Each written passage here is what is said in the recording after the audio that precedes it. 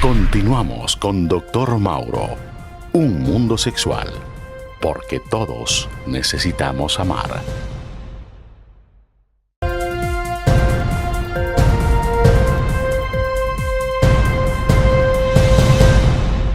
Hoy tenemos una consulta de un padre que nos cuenta lo siguiente. Mi hija de 15 años, colegiala, se embarazó y nos pregunta, ¿qué debemos de hacer como familia? Lo primero que tengo que recalcar es que desdichadamente eso es una situación cada vez más frecuente en nuestro país. De manera que esta pregunta le va a servir a muchos hogares. Tenemos que formular varios pasos a seguir. Por eso la primera recomendación para las familias es que la joven asuma cuanto antes el control prenatal, que el médico valore el tipo de ayuda psicológica que amerita para afrontar no solo el embarazo actual, sino su futuro rol de madre. Y desde luego todos los cambios que su vida va a experimentar con el nacimiento del bebé. Además, es primordial que continúe y termine sus estudios para que pueda aprender un oficio o sacar una carrera que le asegure un futuro independiente. Una vez nacido el bebé, debemos procurar que la joven no se vuelva a embarazar. Tal vez le sorprenda el comentario, pero los estudios mencionan que hasta un 15% de las menores que se embarazan se vuelven a embarazar antes de los 20 años, sin contar con una relación estable. Además, es prudente que la familia reciba apoyo psicológico para que puedan manejar adecuadamente esta situación. Yo soy Ana Isabel Corrales, máster en Psicología Educativa. Usted puede hacer sus preguntas y comentarios a esta subsección, Haciendo Familia.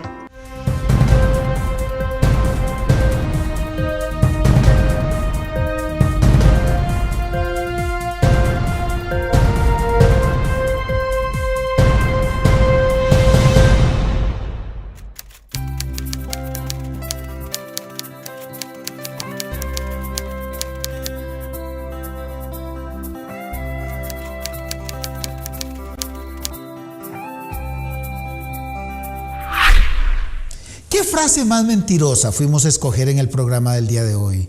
Claro que de amor nos podemos morir. Claro que el amor nos puede destrozar de frente y de perfil.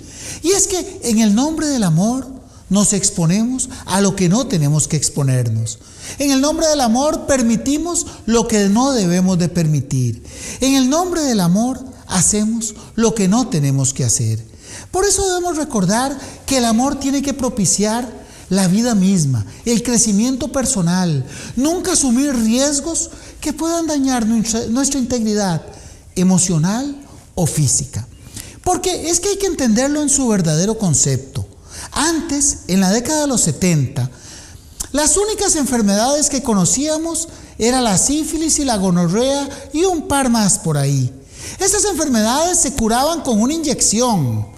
Es más, la gente llegaba a la consulta y decía, otra vez voy 0 kilómetros. Ya me inyecté y ya me curé.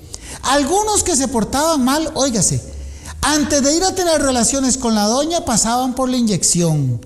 Y otros hasta se inyectaban antes de irse a portar mal. Así lo decían y entre comillas. Es decir, antes asumir un riesgo solo representaba pagar la pena del dolor que producía aquella penicilina y aquella benzetacil que antes se aplicaba. Hoy eso es diferente.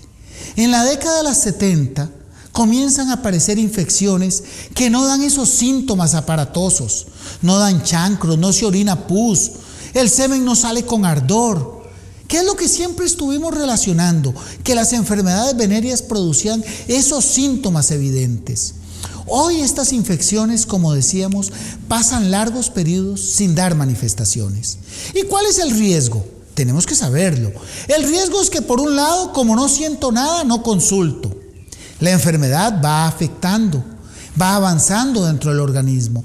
Pero además, sin darme cuenta, voy a contagiar a todas aquellas personas con las que tengan relaciones sexuales, incluyendo la pareja, incluyendo a mi pareja, que pueda hasta estar embarazada y afectar al niño dentro del vientre. Esa es la verdadera dinámica que encierran las enfermedades de segunda y tercera generación. ¿Y cuáles son? Bueno, repasémoslas. La clamidia, vea qué nombre tan raro. El virus del herpes, el virus del papiloma, que ya es más conocido. La hepatitis B, que rara vez se reconoce como una enfermedad de transmisión sexual, como una enfermedad venérea. Y el VIH-Sida, que es el que se ha llevado el protagonismo, que es la realmente conocida de todas, así al dedillo.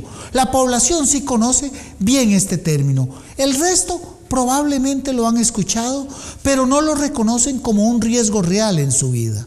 Por eso vamos a repasarlo. ¿Qué es la clamidia? La clamidia es una bacteria tan pequeña que se creía que era un virus y que produce una serie de síntomas cuando tenemos suerte. Óigase muy bien, puede producir ardor al orinar, una escasa secreción que aparece sobre todo en las mañanas y que mancha la ropa interior, o un flujo vaginal más de lo debido en la mujer. El ardor es muy importante al orinar y cuando sale el semen, y rara vez fiebre y dolor abdominal. Pero yo quiero que usted apunte el síntoma número 1 de la clamidia. Es más, le vamos a dar tiempo para que tome lápiz y papel. El primer síntoma, el síntoma más frecuente es nada. Cuando una persona se infecta con clamidia, la mayoría de las veces no siente ninguna molestia. La adquiere, la contagia y le daña casi sin darse cuenta. ¿Ven lo peligroso que son las enfermedades de segunda y tercera generación? Ese es el verdadero problema.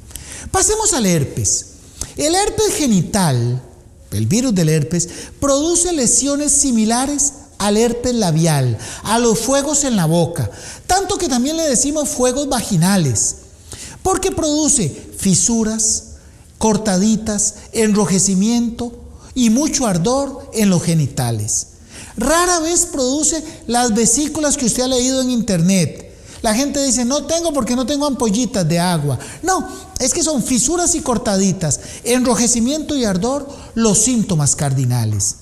Pero además tiene una característica. Estos brotes aparecen sobre todo con la regla, con las relaciones sexuales o cuando hay estrés y preocupación y cansancio.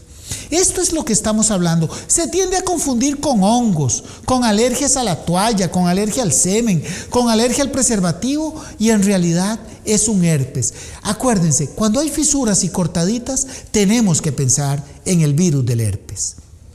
Y está otro que ya por dicha, otro de estos gérmenes que se ha vuelto más conocido, el virus del papiloma. El virus del papiloma, de 100 personas que se infectan, menos de 10 van a ser las lesiones clásicas, que son verrugas, como mezquinos, como pequeñas coliflores que nacen en los genitales, que aparecen y brotan en el pene, en el saco testicular, en los labios mayores, en fin. Pero la mayoría de las personas no van a tener ningún síntoma. ¡Qué maravilla!, diría uno, no van a haber síntomas, no hay problema. Eso pensamos los médicos por mucho tiempo, hasta que nos dimos cuenta, gracias a un Nobel alemán que lo descubrió, que ese virus, el virus del papiloma, es el que causa el cáncer más frecuente en la mujer a lo largo de la historia. El cáncer de cérvix, el cáncer que detectamos con el Papa Nicolau. Esa es la importancia del virus del papiloma. Esa es la importancia, aun cuando no dé molestias, aun cuando no le salgan verrugas, si el virus está ahí, tenemos que tratarlo. Y surge un nuevo concepto. Hablar del SIDA, HIV, que es el virus de la inmunodeficiencia, y el SIDA, que es la enfermedad. Sobre todo tenemos que recordar que estas infecciones, como el SIDA, que son infecciones causadas por este virus, estas infecciones pasan largos periodos sin dar molestias y sobre todo, ya no es cierto que atacan a los promiscuos. Eso es lo que me interesa darle mucho énfasis. Hoy los estudios dicen que las amas de casa y los jóvenes son los que más se nos están infectando porcentualmente cuando hablamos del VIH-Sida. Óigase muy bien, por eso este programa es un tema familiar, por este programa se dirige a la familia, porque ya el VIH-Sida dejó de ser lo que creíamos, de gente noctámbula que era promiscua, que trabajaba en nightclubs. Así los estigmatizamos, que era solo de homosexuales, y hoy nos damos cuenta que está atacando a la familia. Por eso es tan importante entender que aún los estudios mencionan que a los 17, 18, 19 años, porcentajes importantes están adquiriendo este virus, aun cuando todavía viven con los padres. Por eso tenemos que comprender que estas enfermedades nos atacan a todos. Antes creíamos que si uno era profesional no iba a tener una enfermedad venérea, que si uno andaba con corbata, que si ella era muy bonita y muy decente. No tiene nada que ver, nada que ver. El riesgo está presente para todos los que tienen vida sexual. De ahí la importancia de consultar cuando vemos que hemos tenido parejas a lo largo de nuestra vida o hemos tenido una sola. Como dice esa señora, yo solo con mi esposo he estado, pero él es tan jugado. Esa es la palabra que nos debe de motivar a consultar. Cuando hemos adquirido el riesgo directamente o de manera indirecta. Pero también hay algunos riesgos que no son ciertos y que los vamos a ver en el Sexo Alerta.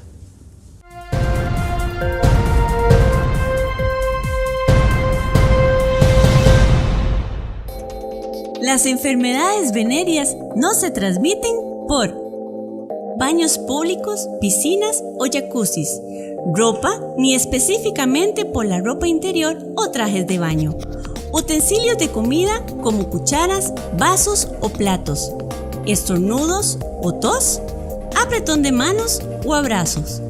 Motivos de sobra para un sexo alerta.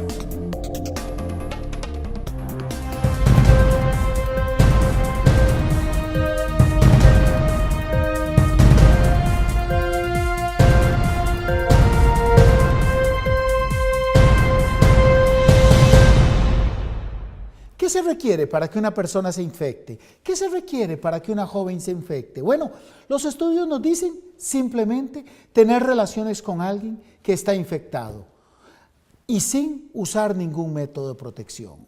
Óigase lo que esto significa. Y los estudios van más allá, porque no se requieren un montón de relaciones como a veces la gente piensa. Con una relación hay un riesgo de un 30% para algunos tipos de infección, con 2 de un 60% y con 3 de un 90%. Estamos hablando de que estas infecciones son realmente contagiosas, son muy infectocontagiosas. Por eso tenemos que proteger a la familia, por eso tenemos que proteger a los jóvenes, por eso es que tenemos que dar información en materia sexual. Y nos indican, sí, atención, la trivia de la semana se hace presente, para que todos participen, para que todos aprendamos. Raven, a nombre de Juventus, el tratamiento actual para los problemas de erección, presenta la trivia sexual de la semana. ¿Cuáles son las enfermedades venéreas más frecuentes en el mundo? 1. VIH-Sida, hepatitis, linfogranuloma. 2. Sífilis, gonorrea, chancro. 3. Papiloma, clamidia, herpes. Queremos saber su respuesta. Ingrese en este mismo momento en nuestro nuevo muro en Facebook. Raven, el laboratorio de siempre, con los medicamentos de hoy.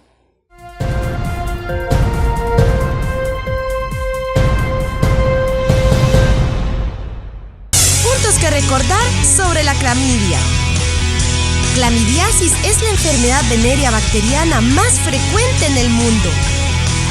Es provocada por una bacteria sumamente pequeña llamada clamidia. Puede provocar ardor al orinar y o dolor con las relaciones. También genera dolor pélvico y secreciones genitales. Como muchas veces no da molestias, las personas la transmiten sin darse cuenta. Se diagnostica con un examen de sangre o de las secreciones genitales. Es una causa frecuente de esterilidad en ambos sexos. Al día de hoy no existen vacunas para prevenirla. Sin embargo, contamos con tratamientos muy efectivos para eliminarla. Opta por la vida, prevenir y consultar.